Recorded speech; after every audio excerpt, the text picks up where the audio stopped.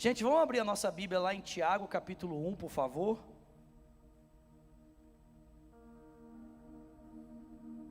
Tiago, capítulo 1.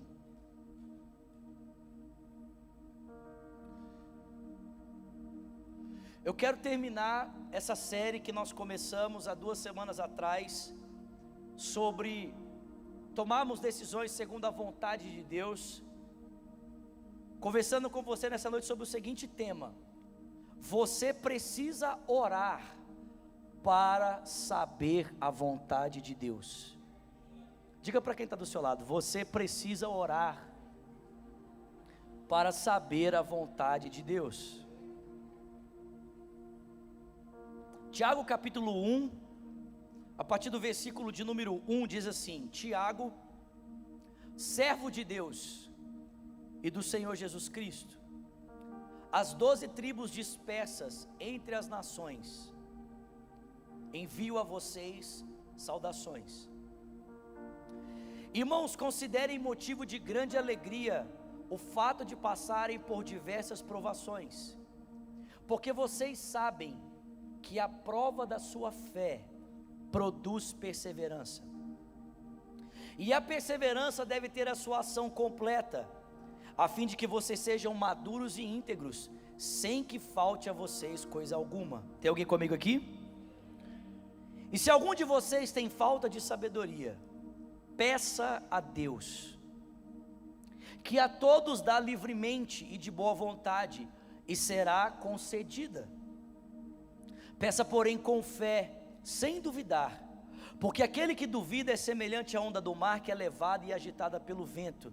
Não pense tal pessoa que receberá alguma coisa do Senhor, porque tem a mente dividida e é instável em tudo o que ele faz. Amém?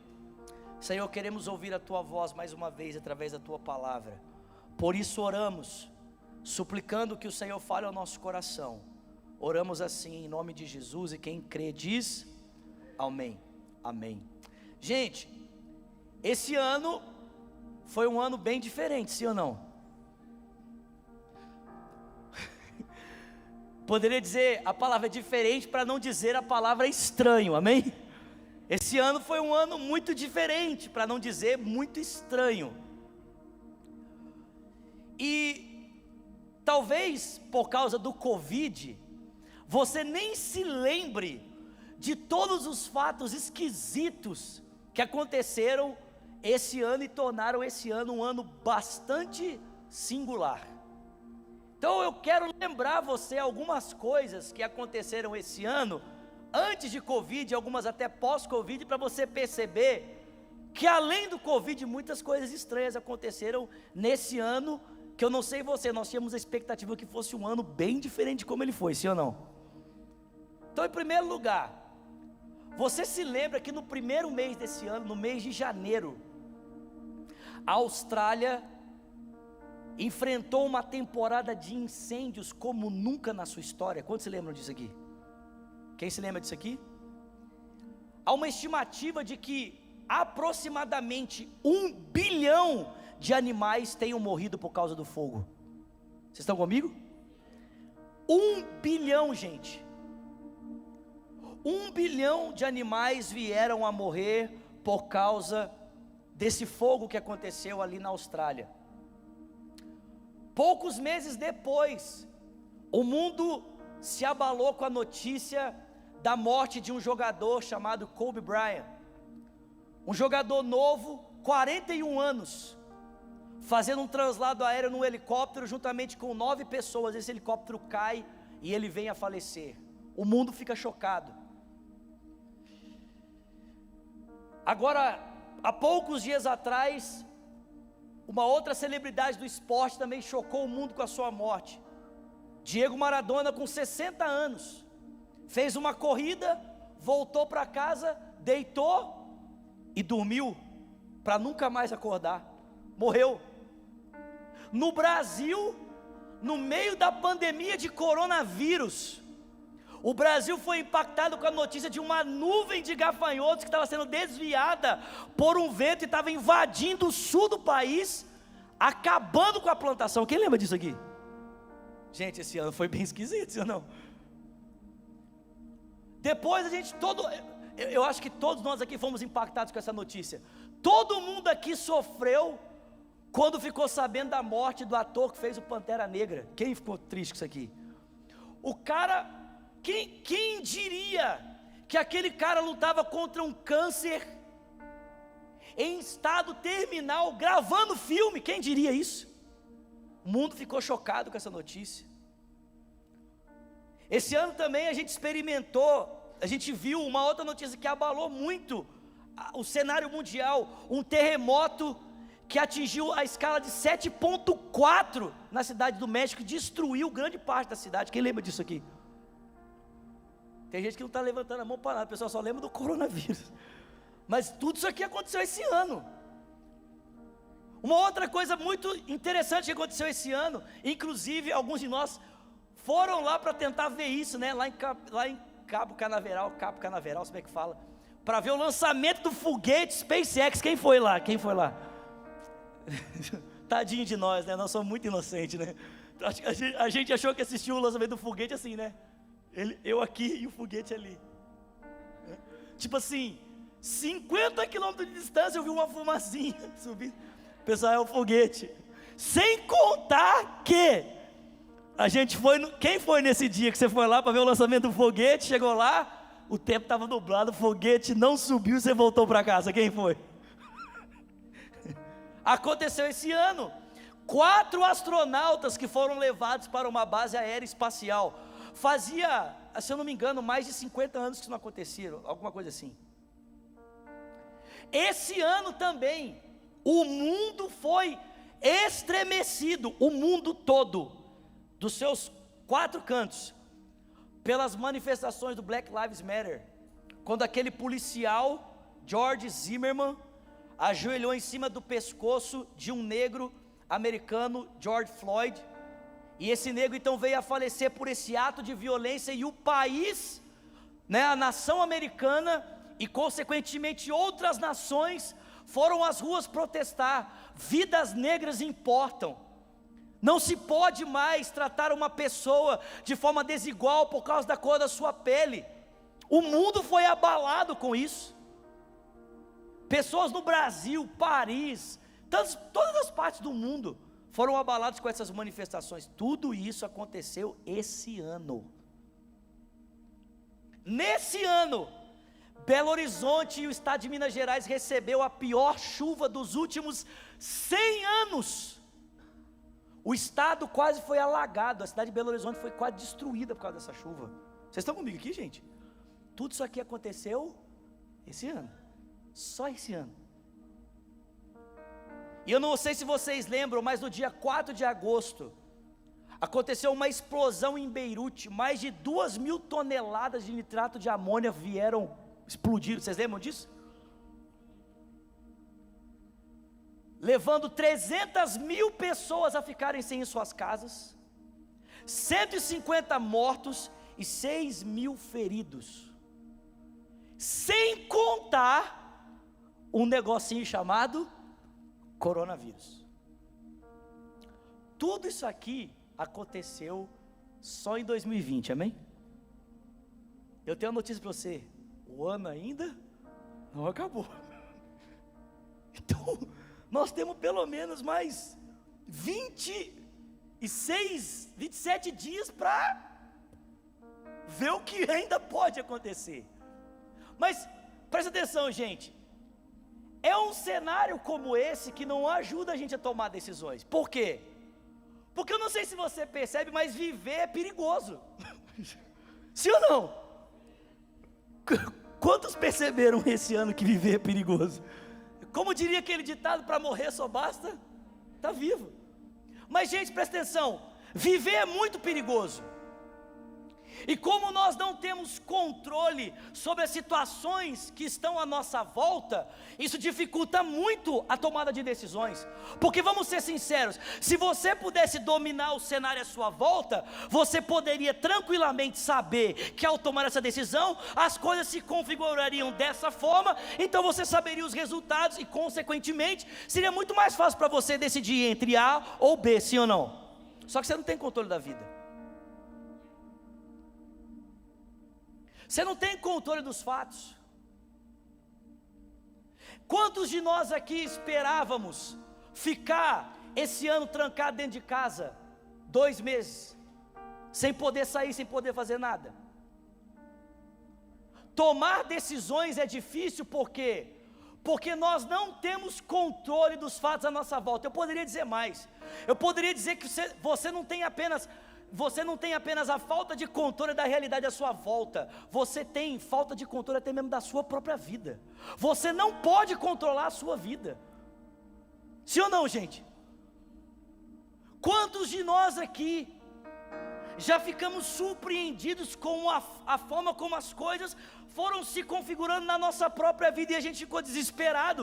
Muitos de nós aqui tomamos remédio para lidarmos com a ansiedade exatamente por isso, porque não conseguimos descansar na soberania de Deus, quando a nossa vida começa a tomar uma direção que eu não estava preparado para ela.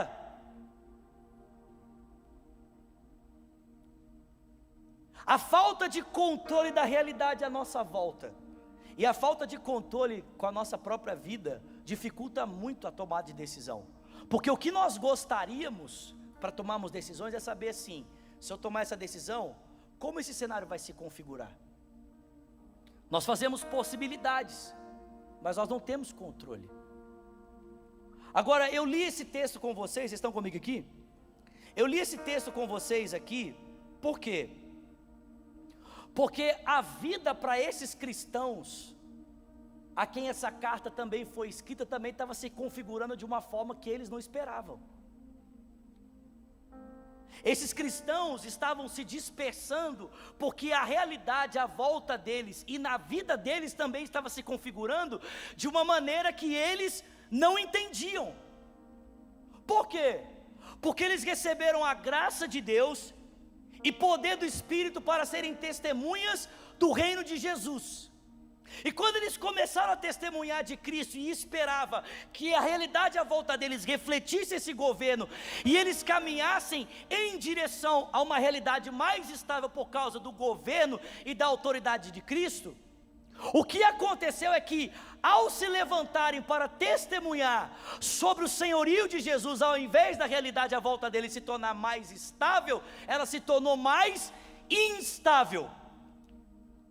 Em primeiro lugar, se tornou instável porque eles começaram a ser perseguidos religiosamente. E isso está descrito para nós lá em Atos capítulo 7 e Atos capítulo 8.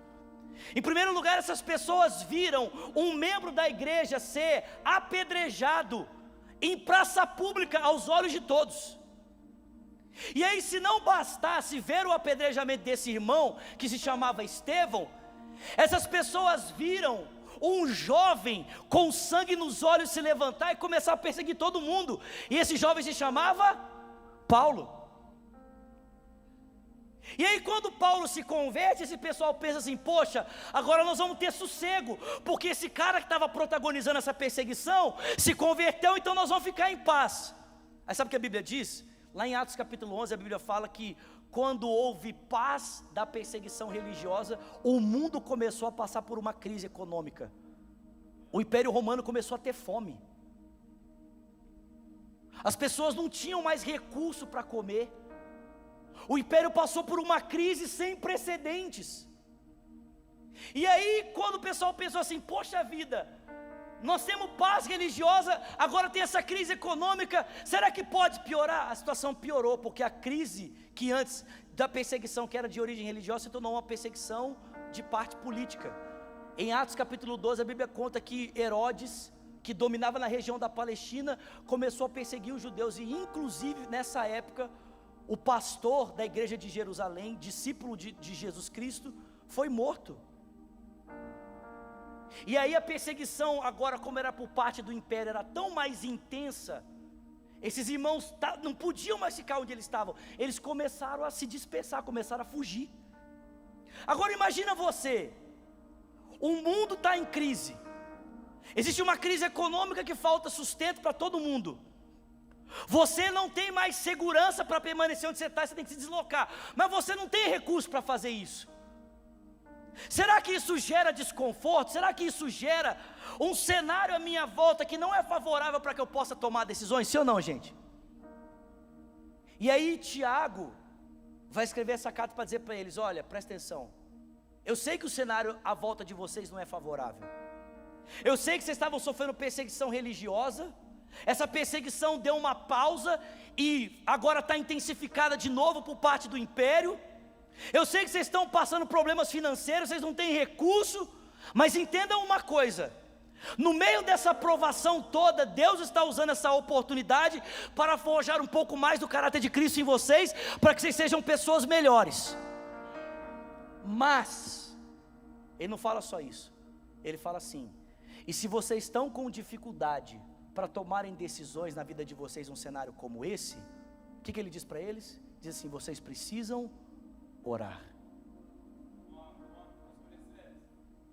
Se vocês estão com dificuldade para tomarem decisões nesse momento, de saber o que fazer, como conduzir a sua vida, como administrar conflitos, como lidar com problemas, como tratar com relacionamentos, o que você vai fazer com o seu recurso? Você que tem muito recurso e pode cuidar, como você vai fazer isso? Se você está com dificuldade para tomar decisões, você precisa orar. Acima de qualquer coisa, você precisa fazer uma oração. E presta atenção, gente, o único requisito que Tiago dá para essa oração é que ela seja feita com fé. Muitos de nós aqui falam assim: pastor, eu não oro porque eu não sei orar. A pergunta é: quem é que disse que você tem que saber orar? Essa semana eu estava lendo 1 Timóteo, Paulo instruindo o seu discípulo, e olha o que Paulo fala para ele. Paulo fala assim: Timóteo, acima de qualquer coisa, na versão a mensagem, acima de qualquer coisa, Timóteo, eu quero que você ore, e eu quero que você ore do jeito que você sabe orar. Deixa eu dizer uma coisa para você: Deus não está atrás de palavras bonitas, Deus está atrás de oração. Não importa como ela é feita, se ela é feita com muitas palavras ou poucas palavras, de muito tempo ou de pouco tempo, se ela é feita no lugar fechado ou no lugar aberto. Deixa eu dizer uma coisa para você: não tem a ver com saber orar ou não saber orar, tem a ver com orar ou não orar. Um cristão não é chamado para orar direito, ele é chamado para orar.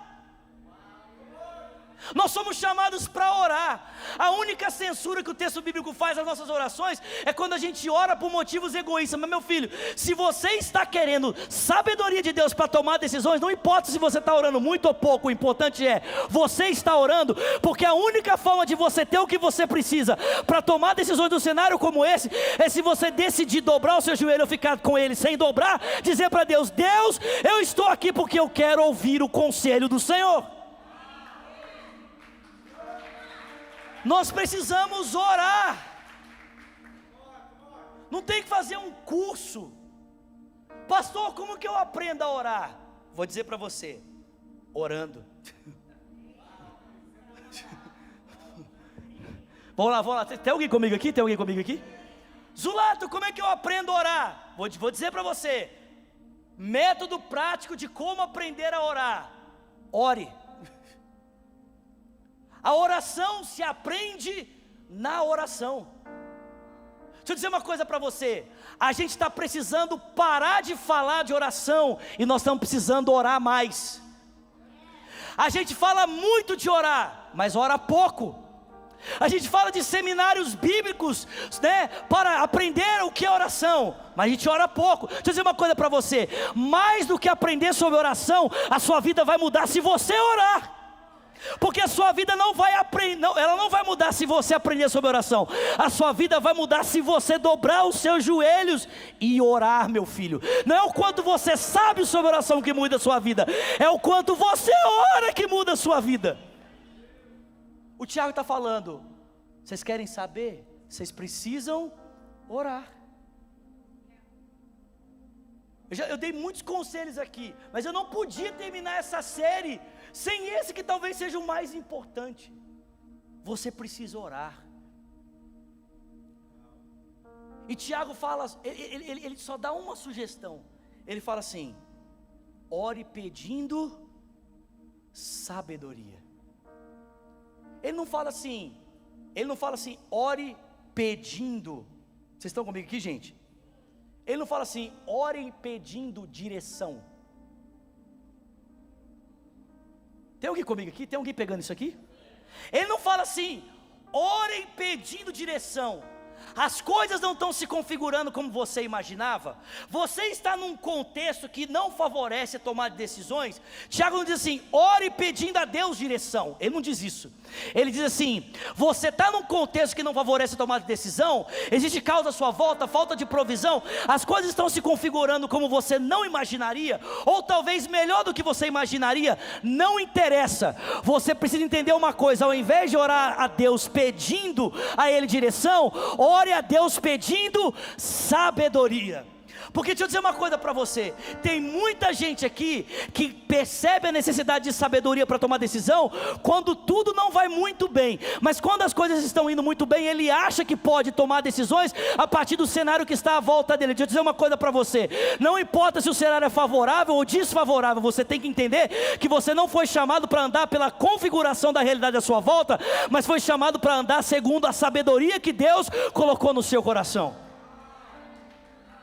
Porque deixa eu dizer uma coisa para você, se situações que se configuram de forma favorável apontassem evidências de que Deus está com você na decisão que você está tomando, Jonas estaria tranquilo em ter escolhido ir para Tarsis ao invés de ir para Nínive. Porque eu não sei se você sabe, mas quando Jonas desceu para pegar aquele barco, era um tempo que não era favorável, não tinha barco toda hora, ou seja, qual era a possibilidade no cenário natural de que Jonas conseguisse uma rota alternativa para fugir daquilo que Deus estava falando? Zero. Mas não é interessante? Todo o cenário que ele precisava para desobedecer estava favorável a ele. Já pensou se Jonas entendesse que um cenário favorável significa que Deus está me aprovando para tomar decisão naquilo que eu estou vendo, naquilo que eu estou pensando, naquilo que eu estou desejando?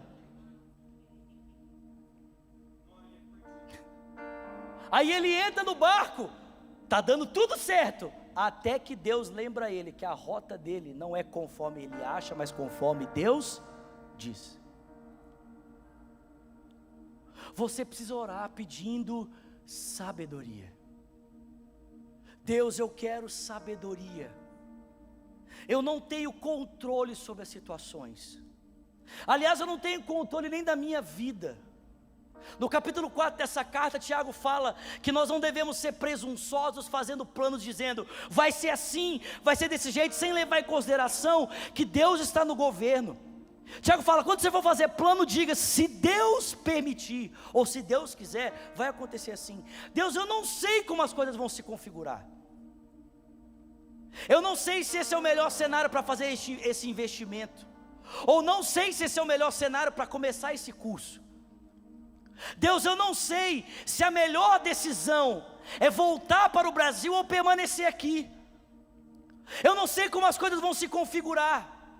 Deus, eu não sei se agora é o momento de começar esse relacionamento, ou se é tempo de permanecer ou terminar.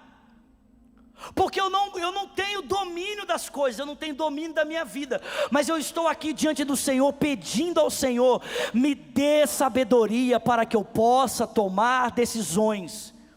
Enche-me da tua sabedoria. Tem alguém comigo aqui?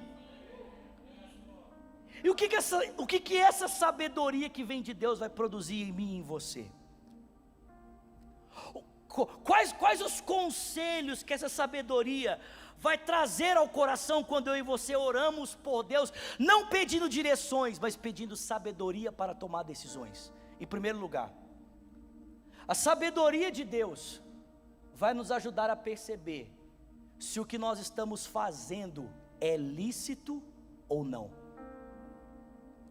A sabedoria de Deus vai ajudar a gente a perceber assim, isso que eu estou fazendo é lícito ou não é lícito? Porque presta atenção, gente, todas as coisas me são lícitas, mas nem tudo me convém.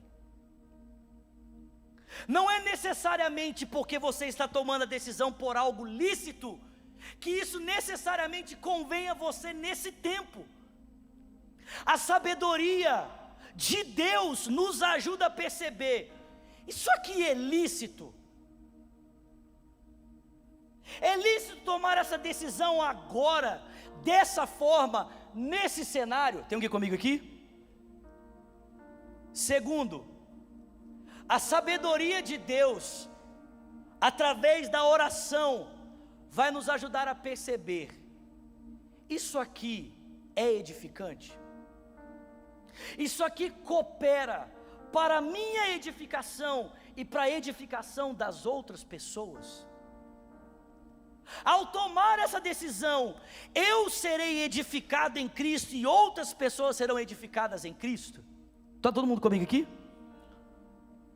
Terceiro, a sabedoria vai me levar a entender: isso que eu estou decidindo vai me colocar numa situação de escravidão ou vai me colocar numa situação de liberdade? Gente, isso aqui é muito importante. Tem muitas pessoas que vêm para os Estados Unidos e elas até entendem que a direção de Deus está aqui, mas muitas vezes na hora que elas vão tomar a decisão de como elas vão conduzir a vida delas aqui, elas vão decidindo a partir do que elas querem, dos planos e projetos, sem considerar os planos e projetos de Deus, e elas vão se tornando escravas da vida que elas mesmas escolheram. Ou seja, o cara não pode mais vir ao culto. Por quê? Porque ele escolheu uma vida que, se ele não trabalhar freneticamente por ela, ele não dá conta de sustentá-la. Então a vida que ele escolheu e os parâmetros que ele estabeleceu roubam dele a liberdade de escolher, de poder vir ao culto ou não. Vocês estão comigo aqui? Roubam do cara a liberdade, tipo assim: poxa, eu queria tanto ir na igreja hoje, mas eu não posso. Por quê? Porque a vida que eu escolhi está tão pesada sobre mim, que eu preciso trabalhar desesperadamente para sustentá-la. Ou seja, a vida que você escolheu está escravizando você. Pela sabedoria de Deus, você está tomando a decisão sábia ou você está tomando uma decisão sem sabedoria?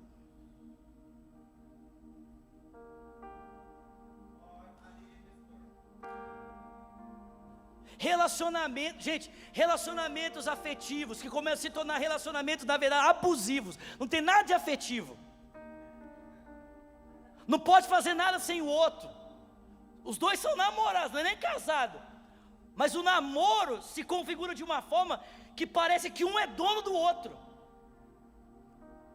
E aí a pessoa se vê literalmente escrava. Não pode conversar com ninguém, não pode falar com ninguém, não pode sair com ninguém, não pode isso, não pode aquilo. Deixa eu dizer uma coisa para você: esse relacionamento está te escravizando ou está te ajudando a viver em liberdade?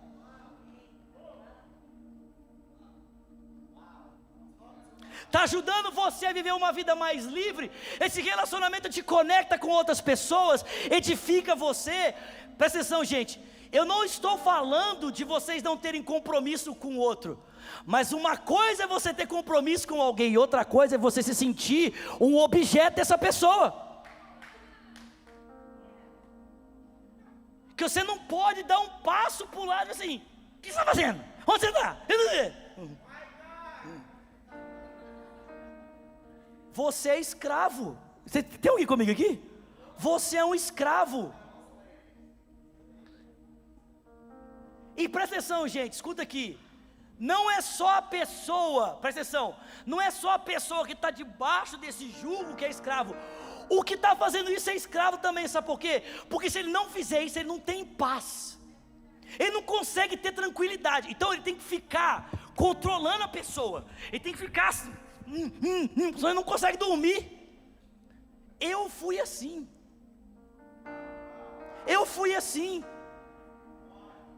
Gente, eu era desse jeito. Minha esposa está aqui, fazendo assim com a cabeça. Vai subir na cadeira. É verdade, é verdade. Eu era assim. Quando eu comecei a namorar, porque a Virgínia sempre foi muito leve, muito de boa, de sair com as pessoas da igreja e tal. E eu era diferente por causa do ministério. Gente, quando eu conheci a Virgínia, eu fazia 3 coisas: eu pregava, eu estudava e eu orava. Era o que eu fazia, só fazia isso. Pregava, estudava e orava. Não fazia mais nada, literalmente. Nossa, pastor, como você era santo. Não, como eu era burro, era diferente. Porque eu podia fazer essas 3 coisas, eu podia sair, eu podia ser feliz, amém? Eu podia. Mas eu só fazia isso: orar, estudar, pregar. Aí eu conheci a Virgínia era de boa, assistia seriado. Eu não assistia seriado, não assistia série. Não, o pessoal fica me zoando, eu sou velho, eu falo seriado. Não assistia série, eu não assistia nada. Eu ia no cinema uma vez a cada 20 anos. É sério, gente. Aí eu conheci a Virgínia. Aí nossa vida começou a entrar em conflito. Porque o que eu queria? Eu queria que ela fosse igual eu. Eu queria que ela só orasse, que ela só lesse e que ela só pregasse. Eu queria... Não. Aí eu ligava, tinha dia que eu ligava para a Virgínia e falava assim: o que você está fazendo? Estou assistindo uma série. Você já orou hoje? Quantos capítulos do livro você já leu hoje? Você já leu a Bíblia? Ou eu era assim, eu era desse jeito. E quando a Virgínia acabava o culto, e ela mandava mensagem: ô lindo, vou sair com o pessoal da igreja aqui, amanhã a gente se fala, Deus abençoe. Fui. Nossa. Eu endemoniava.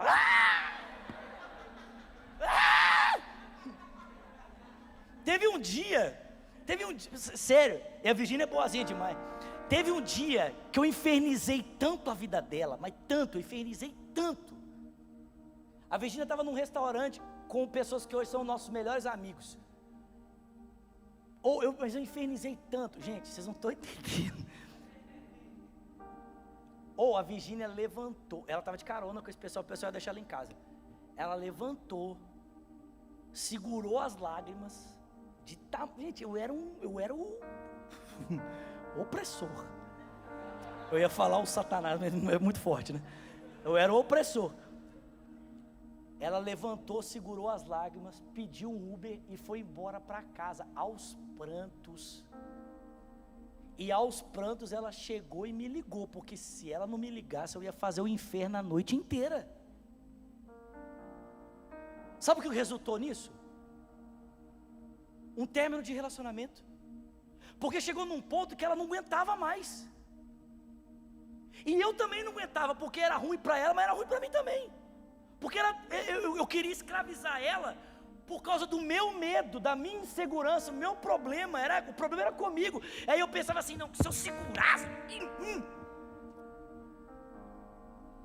Resumindo a história, já contei para vocês aqui, vocês vão rir de novo da minha cara, né? Terminei o relacionamento.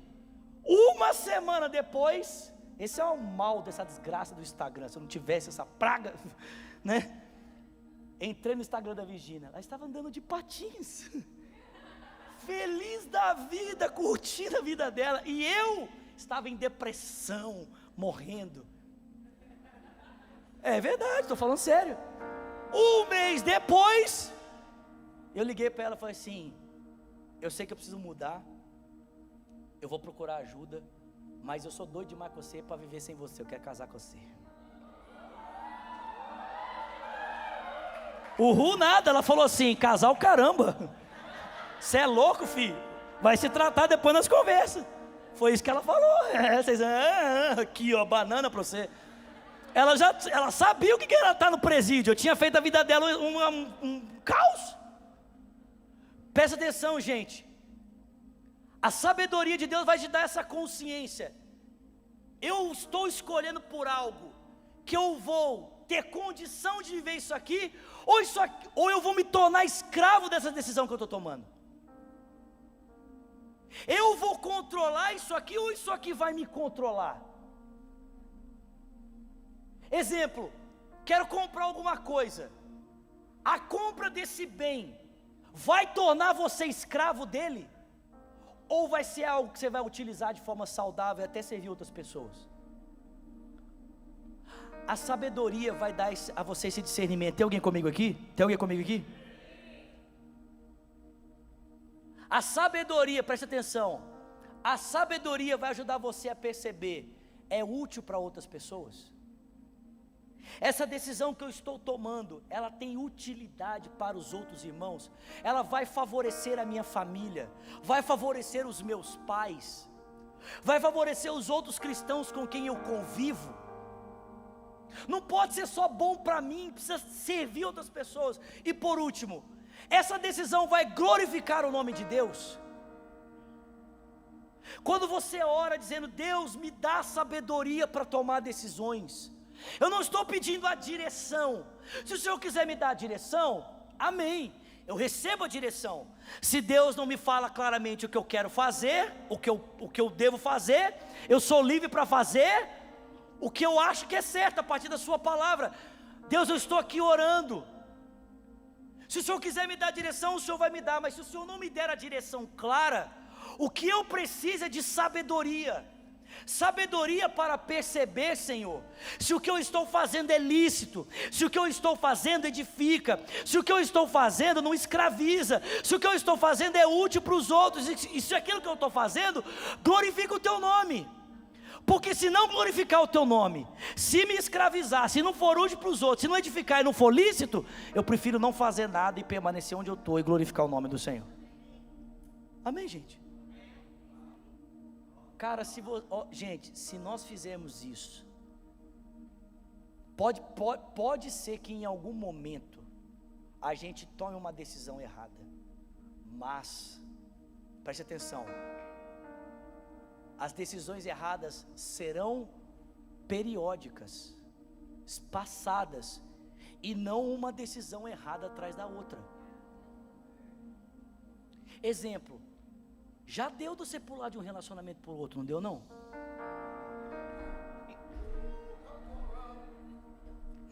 É o coelhinho da Páscoa? Pulando de um relacionamento para o outro? Cara, em nome de Jesus, antes de você tomar a decisão, antes de você tomar a decisão de aproximar de alguém, cara, faz essa oração: Deus, eu quero o conselho da sabedoria do Senhor. Deus, é lícito fazer isso aqui nesse momento? Exemplo, vou falar isso aqui bem aberto aqui e vou acabar. Lá em Belo Horizonte, quando a gente, no meu caso, né, que tem uma função pastoral, quando eu terminava um relacionamento, sabe quanto tempo eu precisava esperar para começar um outro relacionamento? Pelo menos 1 ano. Gente, presta atenção, eu fiquei 16 anos em Lagoinha, e em 16 anos, eu me relacionei com 4 pessoas. Tipo, 4 anos. A galera hoje termina um relacionamento, passa uma semana já está no outro. E isso se passar uma semana.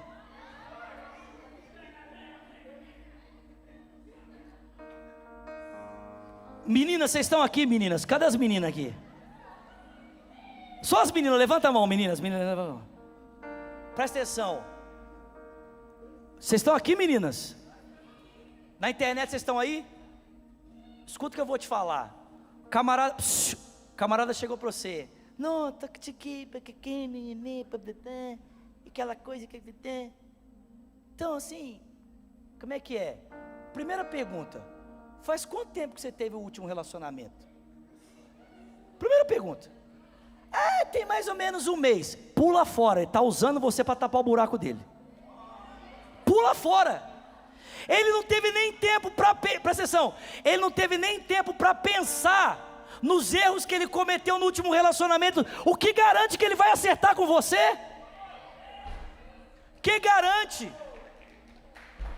Meninos, cadê os meninos? Os meninos, vocês estão aqui, os meninos? A menina jogando charminho.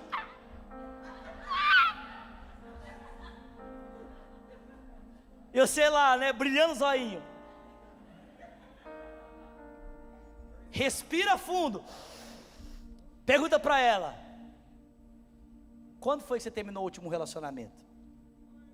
Se ela falar com você assim: tem um mês e meio. Você fala assim com ela: então, minha filha, você precisava estar orando agora, você não acha não? Você precisava estar orando. Porque presta atenção, essa menina ela não parou nem para pensar nas falhas que ela cometeu no último relacionamento. O que garante que ela vai acertar com você, cabeção? Gente, Eu falo com os meninos que eu aconselho aqui, os meninos que são mais perto, que participam do discipulado. Eu falo com eles, eu falo assim: você terminou o relacionamento? Não é uma ordem, porque eu não posso dar essa ordem, não está na Bíblia. Se fosse um mandamento bíblico, eu te daria aqui. Não é um conselho. Eu aconselho, eu falo assim: eu te aconselho a ficar pelo menos 6 meses sozinho. Vai pensar na sua vida.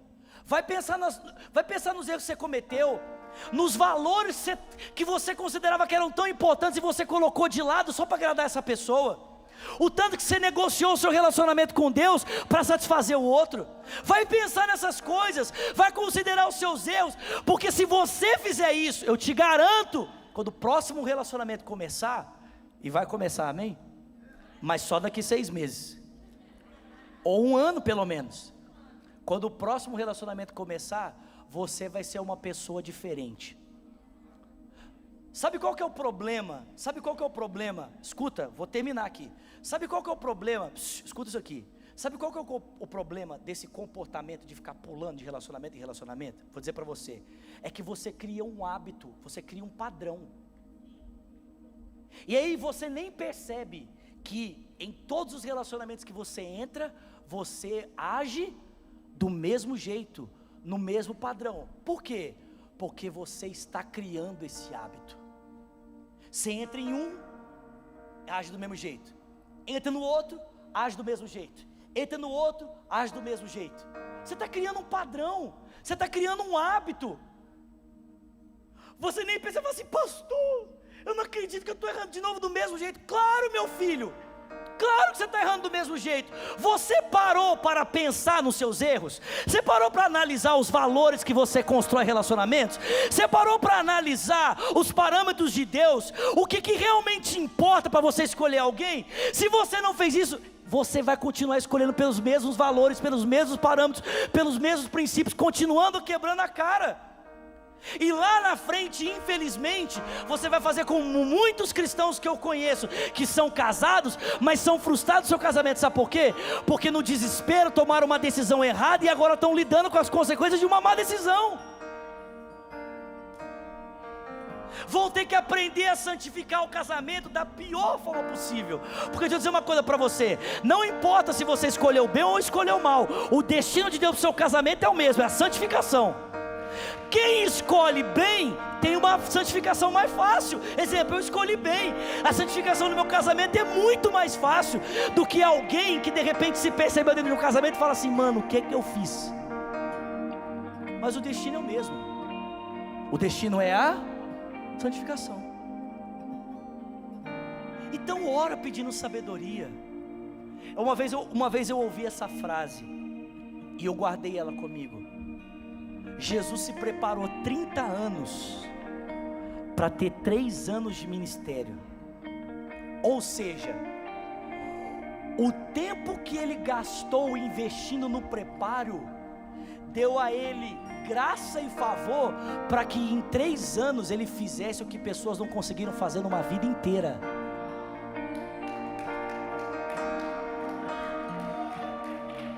Deixa eu dizer uma coisa para você: se você orar mais, você vai errar menos. Se você orar mais, você vai errar menos. Se você orar mais, você vai errar menos.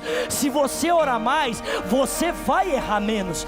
Se você orar mais, você vai errar menos. Escuta aqui, deixa eu dizer uma coisa para você. Eu lembro, eu estava uma vez numa vigília. A pastora Ezenete estava pregando nessa vigília.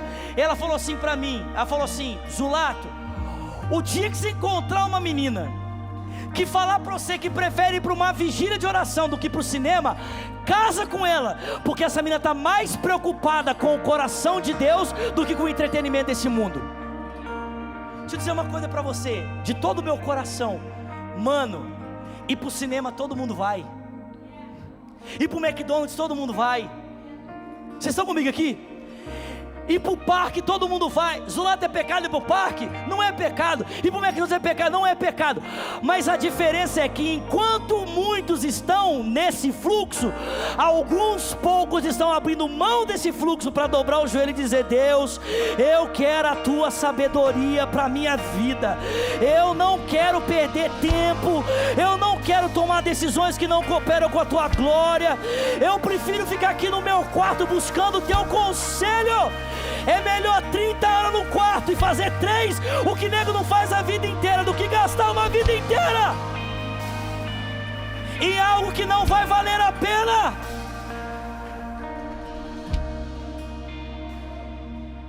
Você tem que orar. Amém ou não amém? Amém ou não amém? Alguém está recebendo alguma coisa aqui?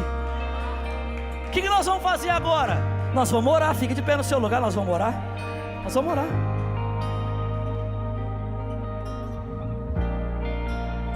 Cara, deixa eu dizer uma coisa com você. Faça aliança com amigos que te levam para um lugar de oração. Tem amigos que ligam para você e falam assim: mano, vamos orar junto hoje, eu estou queimando por Jesus. Vamos orar junto hoje, vamos pedir o conselho de Deus, vamos orar pela vontade de Deus. Tem amigos assim.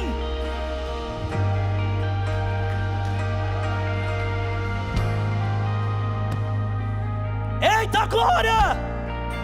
Zulata, eu não sei orar. Não tem a ver com saber, tem a ver com orar. Eu queria terminar convidando você que quer assumir esse compromisso com Deus, de decidir a sua vida por esses pilares que eu apresentei essa semana. Você teme a Deus, e às vezes você não sabe como tomar todas as decisões, então você pede a orientação dele.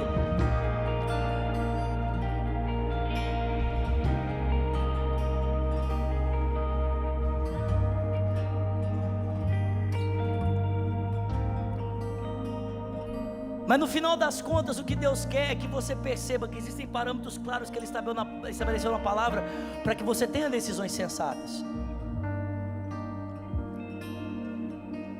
Você que já entendeu que talvez não seja possível conhecer a mente de Deus, mas não é necessário saber a mente de Deus para estar vivendo o que Deus planejou.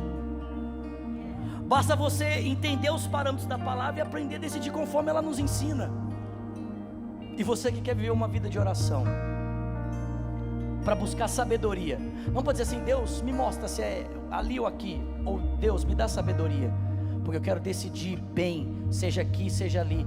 Eu quero decidir bem, eu quero decidir com sabedoria. Você que é essa pessoa, eu queria terminar esse tempo orando com você, orando por você. Queria que você saísse do seu lugar e corresse aqui para frente. Eu quero orar com você, vem. Sai do seu lugar, pode vir, pode vir.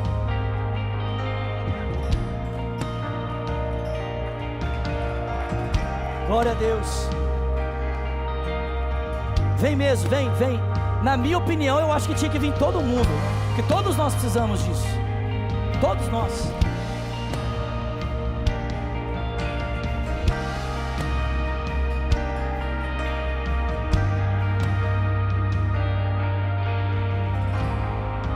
Se você quiser ficar um pouquinho mais distante, não tem problema. Se quiser botar máscara, põe a máscara, fica à vontade.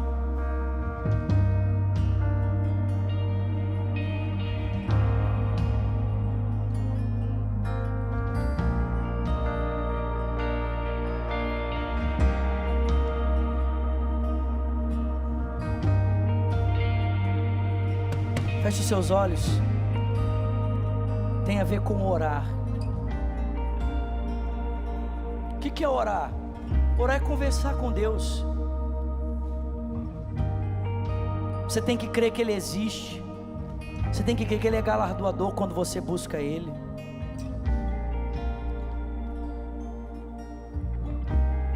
E a oração é tão simples. A oração é: Deus, eu quero sabedoria para tomar decisões.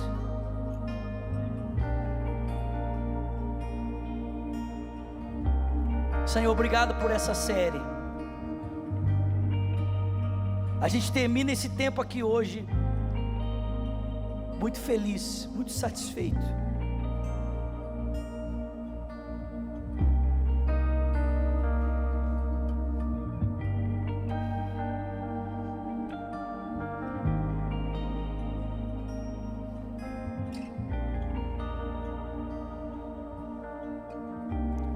Senhor, nós não queremos perder tempo.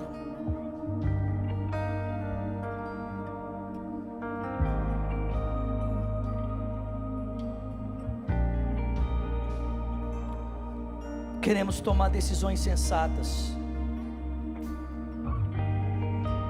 Nós não queremos esperar que o mundo se configure da forma como a gente quer, ou que todas as coisas à nossa volta nos favoreçam para que a gente possa tomar uma decisão. Não queremos nos mover pelo aquilo que é aparente, mas também não queremos cair na inércia com medo de decidir, porque a vida à nossa volta não se configura da forma como nós esperamos. Senhor, nós estamos aqui juntos, seja aqui nesse auditório ou pela internet, pedindo ao Senhor, dá-nos sabedoria.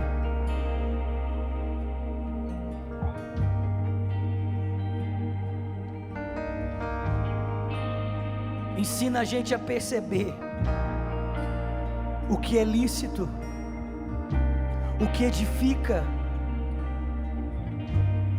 Ensina a gente a perceber aquilo que não escraviza, aquilo que abençoa os outros, aquilo que glorifica o Teu nome. Que a sabedoria do Senhor nos conduza nesses princípios, nesses parâmetros.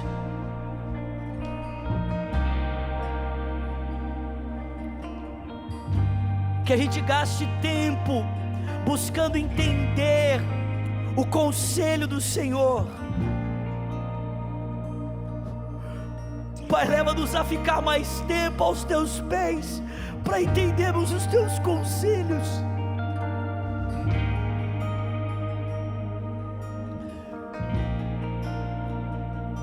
Quanto mais tempo a gente orar, menos a gente vai errar, Deus. Quanto mais tempo nós permanecemos aos Teus pés,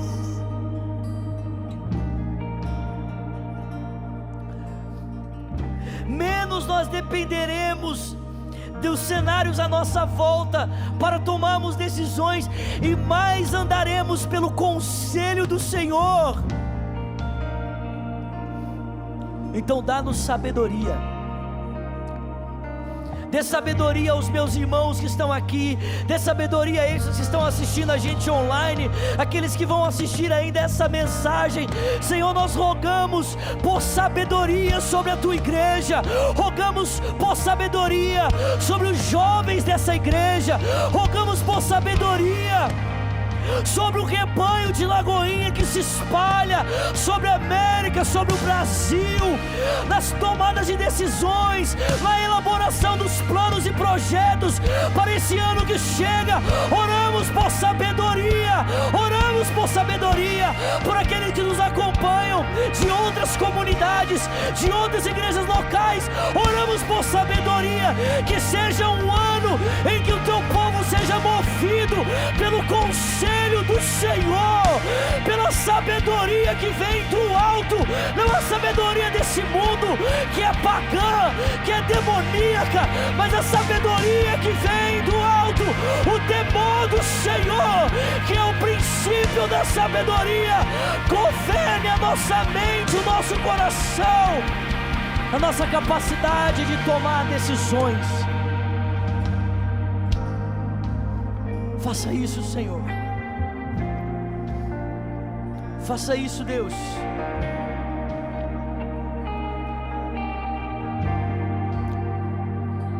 Para a glória do Teu santo nome, Senhor. Nós consagramos a nossa vida mais uma vez a Ti. Você pode erguer as suas mãos comigo. Nós consagramos a nossa vida mais uma vez ao Senhor, dizendo ao Senhor, nessa noite, nesse dia, faça em nós a Tua vontade. Alguém pode orar comigo dizendo isso? Faça em mim a Tua vontade. Vamos lá, diga isso mais uma vez. Faça em mim a Tua vontade. Eu já coloquei as minhas vestes brancas, estou só Te esperando, vem.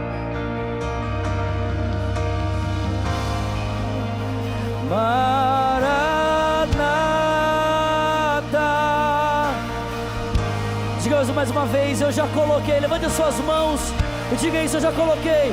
Eu já coloquei as minhas vestes brancas. Estou só te esperando. Vem, vamos dançar.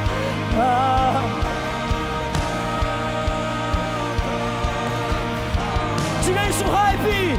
Mara, tem fogo, tem fogo, tem fogo, tem fogo nos olhos. Eu não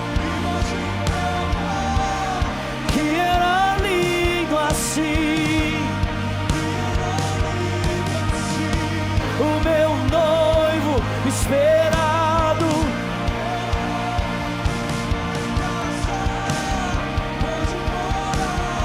Diga, diga, tem fogo, tem fogo. E tem fogo nos olhos. Que era lindo assim. Oh, o meu noivo esperado. Eu abro. Pode morar aqui.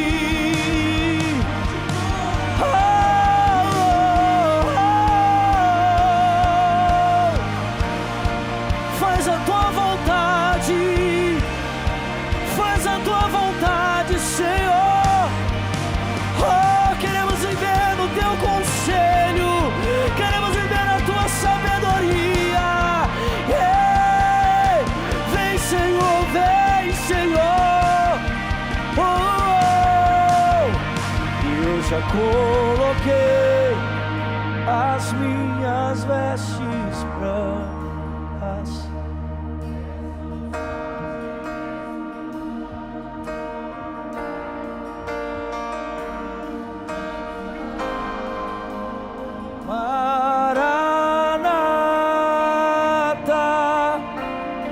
Vamos cantar isso mais uma vez.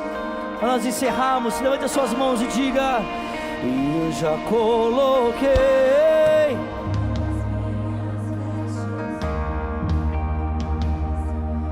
estou só te esperando ver.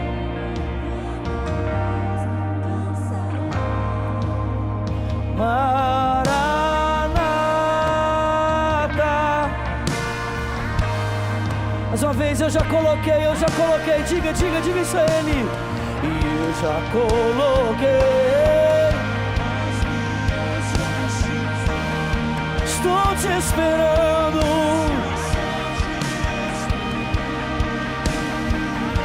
Vamos dançar, Maranata,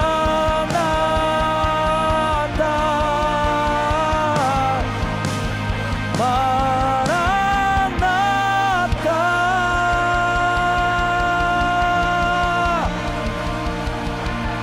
Aplauda o Senhor, Maranata.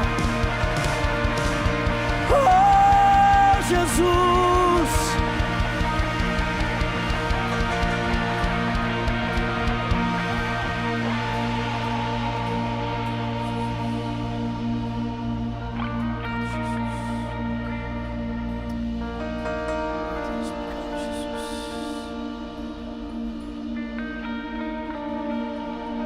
Obrigado, Senhor. Obrigado, Senhor.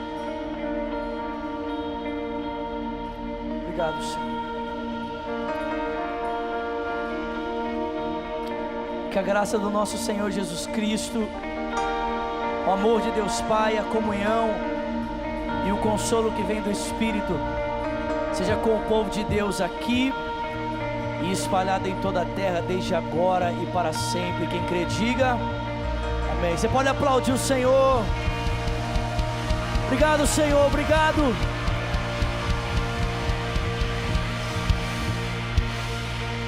Glória a Deus, glória a Deus.